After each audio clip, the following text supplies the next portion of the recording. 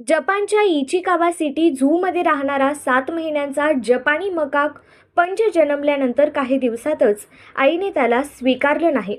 इतक्या लहान वयात त्याला एकटेपणाचा सामना करावा लागला. मात्र झूच्या कर्मचाऱ्यांनी त्याला हाताने वाढवलं, बाटलीने दूध पाजलं, विशेष काळजी घेतली आणि सुरक्षित वातावरण दिलं, जेणेकरून तो निरोगी आणि मजबूत वाढेल. पंचचे एकटेपण कमी करण्यासाठी त्याला एक छोटंसं खेळणं दिलं गेलं. हळूहळू तेच त्याच्यासाठी आईची ऊब आणि आधार बनलं. तो त्या खेळण्याला बिलगून बसायचा, त्याच्यासोबत झोपायचा.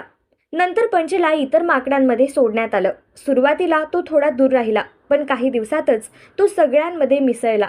आज तो आनंदाने खेळतोय, आत्मविश्वासाने वावरतोय, तरीही त्याचं ते लाडकं खेळणं अजूनही त्याच्या सोबत आहे. त्याचा हा व्हिडिओ सध्या सोशल मीडियावर प्रचंड व्हायरल होत आहे. पंचची ही कथा सांगते की माया, आधार आणि जिद्द असेल तर आयुष्य पुन्हा हसतं.